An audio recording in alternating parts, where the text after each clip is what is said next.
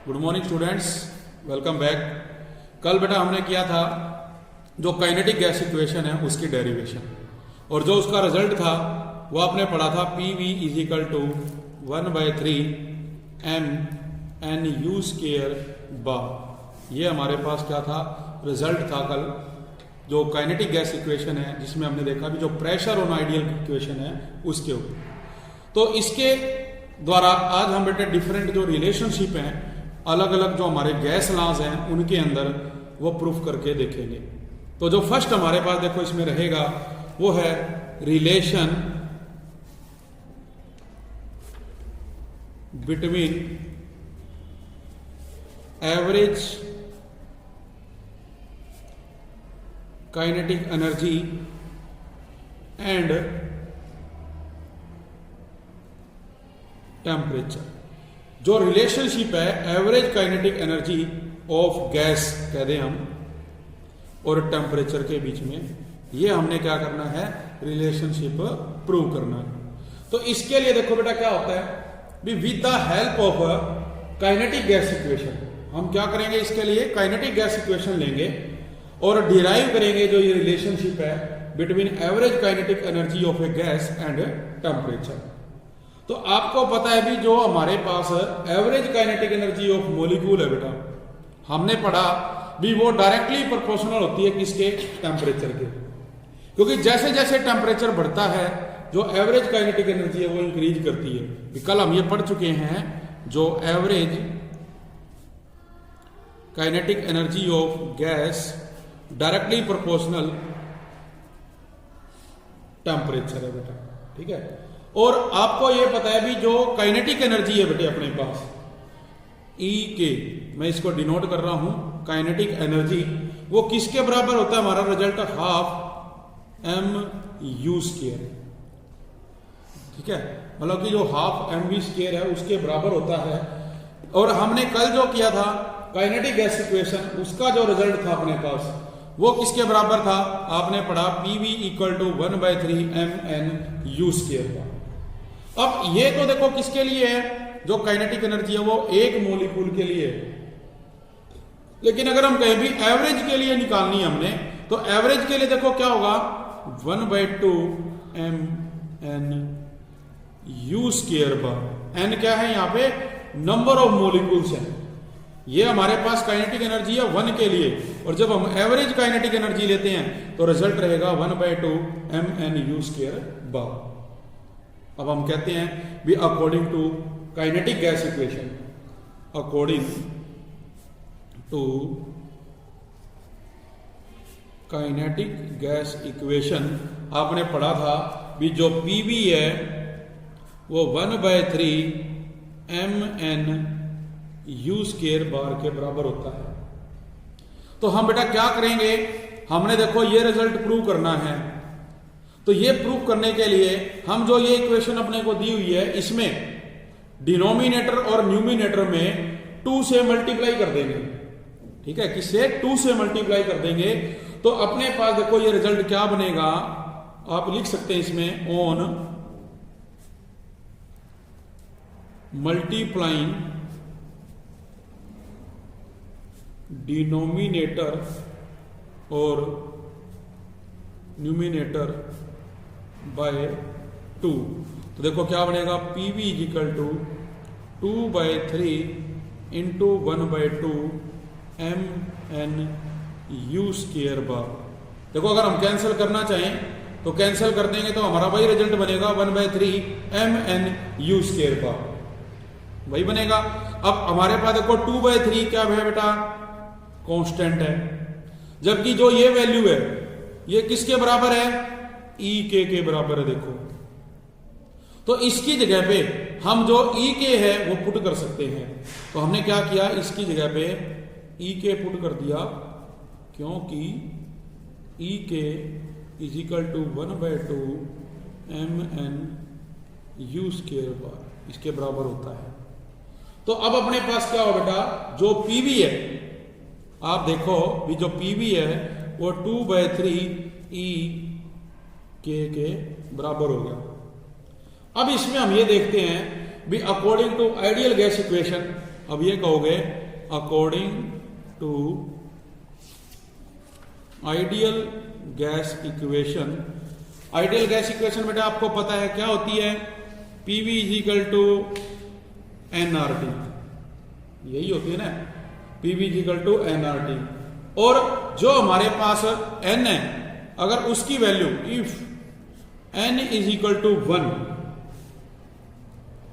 क्योंकि for 1 mole of gas, तो PV किसके बराबर आ गया, देखो आपका आरटी के बराबर आ गया। ठीक है, अब हम ये जो बेटा पीवी की वैल्यू है इक्वल टू आरटी, इसको पुट करेंगे किसमें, जो हमारी पिछली इक्वेशन है पीवी इक्वल टू 2/3 ई के, हम इसमें पुट कर देंगे। तो देखो पुट द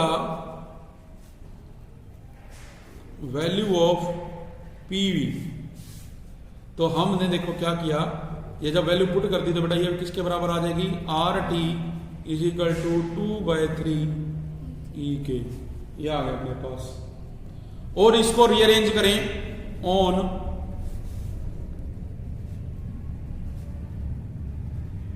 रीअरेंजिंग, जो ई के है वो 3/2 आर टी के बराबर आ गया।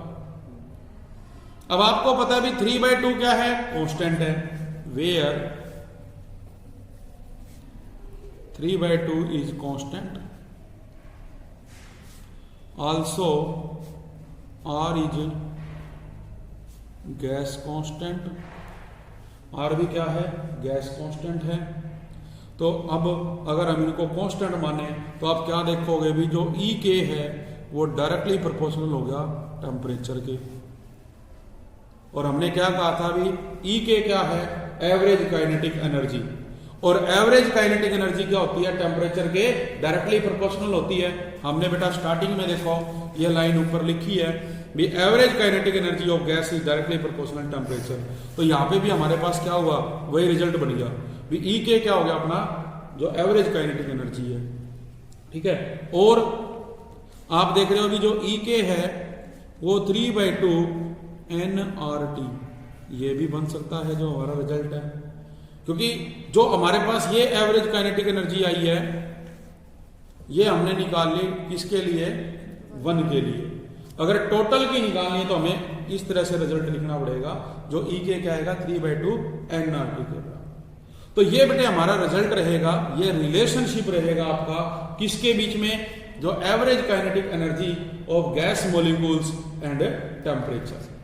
तो ये हमारा रिलेशनशिप है, इसको आपने करना है। नेक्स्ट इसके बाद हमारा बेटा जो टॉपिक आता है, जो हमारे डिफरेंट गैस लॉज है उनको इसकी सहायता से आपने क्या करना है, प्रूव करके दिखाना है। तो अब हम एक्सप्लेनेशन करेंगे इसकी जो गैस लॉज हैं उनकी on the basis of kinetic molecular theory.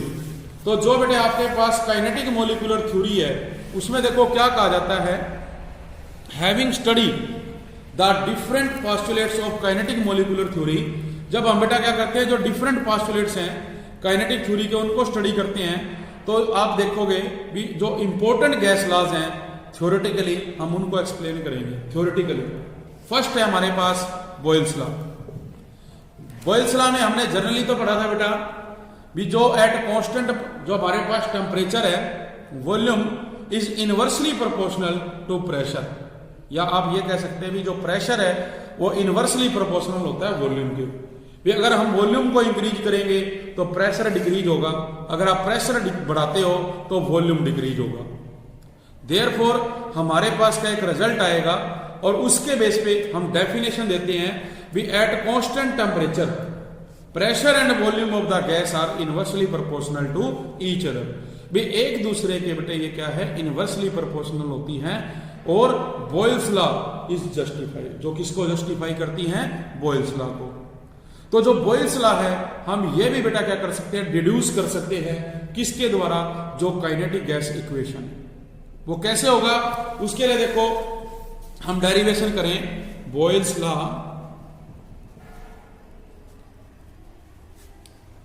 By the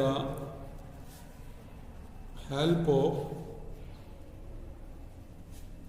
kinetic gas equation. तो हमें पता है भी काइनेटिक गैस इक्वेशन क्या होती है, P V is equal to 1/3 mn/u² bar, इसके बराबर होती है। अब हम क्या करेंगे, फिर से multiplying denominator and numerator with 2। तो देखो रिजल्ट क्या बनेगा, P V equal to 2/3 into 1/2 mn/u² bar. ये हमारे पास बेटे रिजल्ट रहेगा इसके अंदर। फिर हम क्या देखते हैं, इसी रिजल्ट को हम लिखेंगे 2/3 into 1/2 m/u² bar, where m is equal to क्या होता है, m इंटू में m।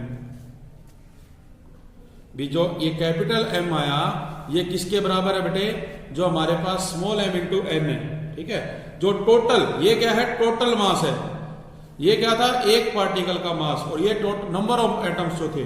तो जो टोटल मास ऑफ पार्टिकल आपका गैस के मोलिक्यूल जो है वो इसके बराबर है। तो इसको हमने यहां पे पुट कर दिया, तो अपने पास क्या हुआ, 1/2 mU² बार हो गया इसके अंदर।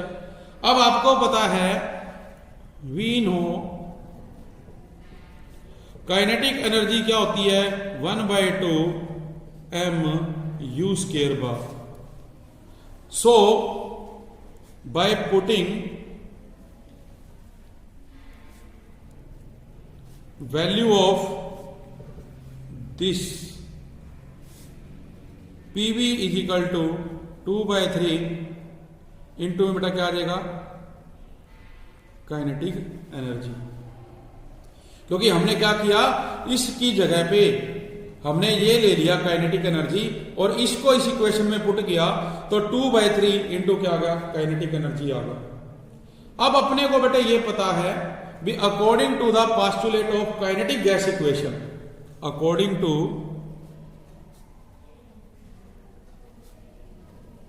Postulate of kinetic gas equation, जो काइनेटिक एनर्जी है ये डायरेक्टली प्रोपोर्शनल होती है किसके, एब्सोल्यूट टेम्परेचर के, एब्सोल्यूट टेम्परेचर T के। ये पोस्टुलेट है हमारे पास एक काइनेटिक गैस इक्वेशन में, उसमें बताया गया भी जो काइनेटिक एनर्जी है वो डिपेंड करती है किस पे, टेम्परेचर पे। अगर टेम्परेचर ज्यादा होगा तो जो kinetic energy of the molecule है वो भी ज्यादा होगी, क्योंकि रैंडमली वो ज्यादा मूव करेंगे, ज्यादा मूव करेंगे तो एक दूसरे से वो ज्यादा टकराएंगे। इसलिए कह रहे हैं भी ये डायरेक्टली प्रोपोर्शनल टेम्परेचर के है।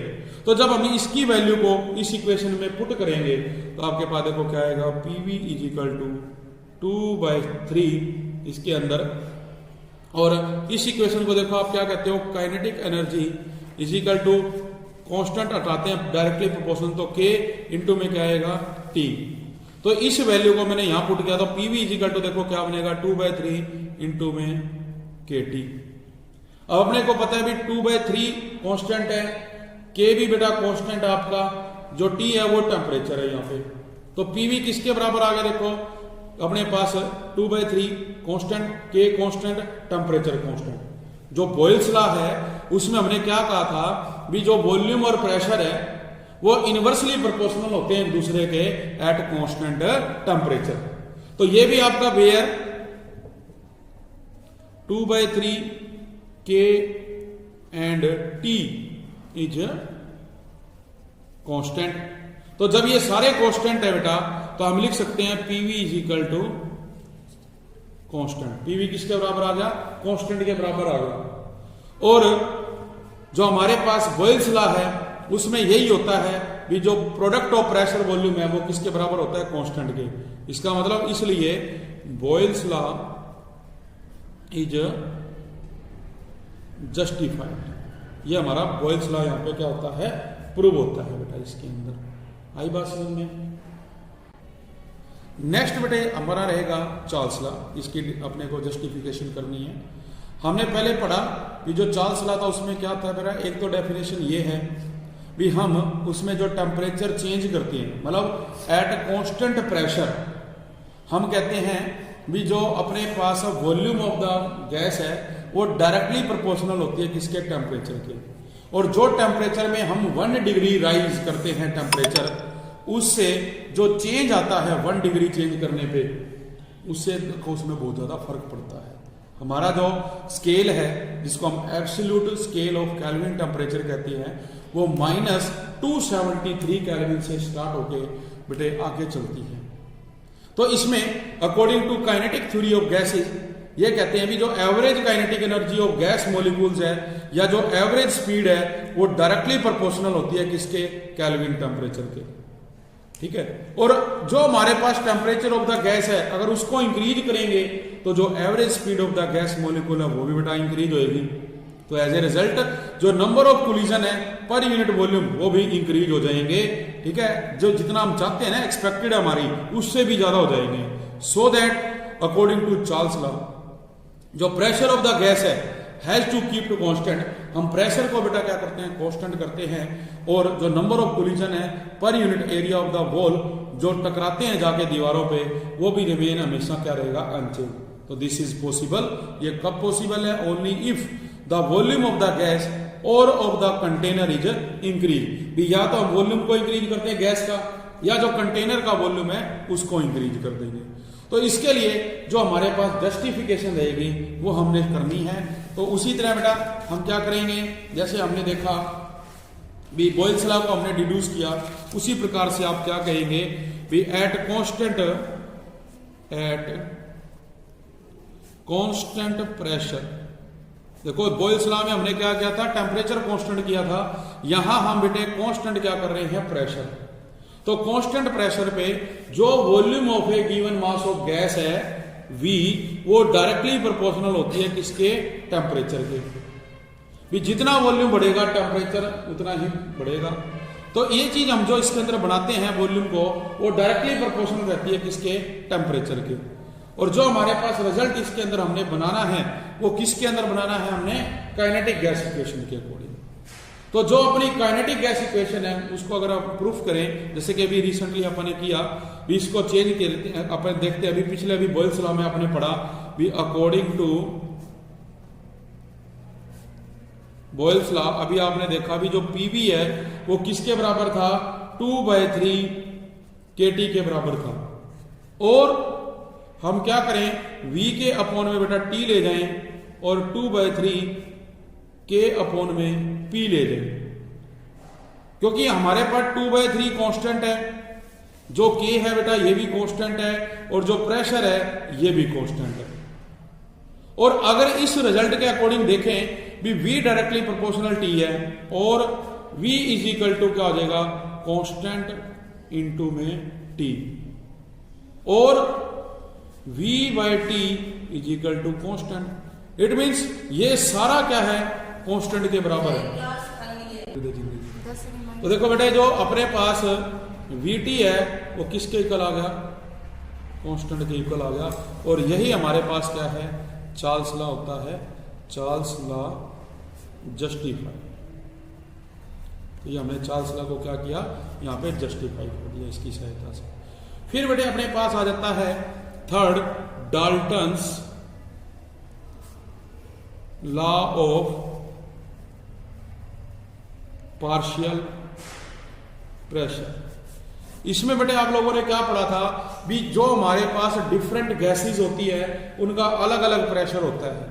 तो उनको हम क्या करते हैं, टोटल जो P टोटल है, जो टोटल प्रेशर है वो किसके बराबर होता है, P1 plus P2 plus P3 plus चलता जाता है। तो अब इसे भी हमें क्या करना है, काइनेटिक गैस इक्वेशन के अकॉर्डिंग प्रूव करके दिखाना है। तो आपको पता है भी अकॉर्डिंग टू द इक्वेशन आपके पास जो पीवी है वो 1/3 mn(u²) के बराबर होता है, और जो P है वो बेटे 1/3 mn(u² बार अपॉन में V के बराबर हो जाएगा। अब अगर हम ये कहें भी if two gases which do not react chemically, वो केमिकली रिएक्ट नहीं करती, उनको हम एक कंटेनर के अंदर एनक्लोज कर देते हैं, तो जो उनका पार्शियल प्रेशर है वो बेटे क्या होगा, चेंज हो जाएगा। तो वो क्या होगा, अलग अलग होएगा। इफ हम अगर ये कहें, if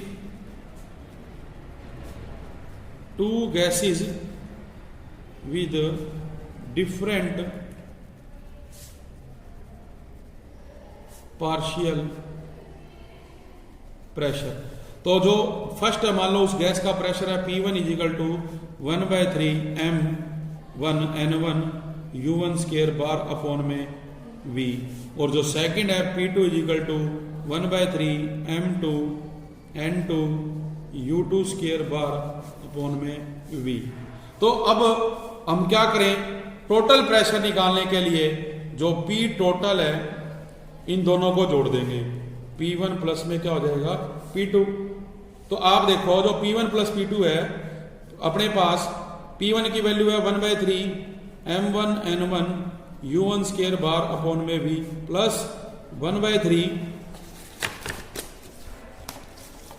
M2N2 U2 square bar upon में V। तो हम कहते हैं भी जो ये वैल्यू है P1 के बराबर है, ये किसके बराबर है। तो बेटा इस तरह से देखो, ये हमने क्या किया, P1 की वैल्यू ली या आपने P2 की। तो जब इन दोनों को रखते हैं तो P total P1 plus P2 के बराबर है।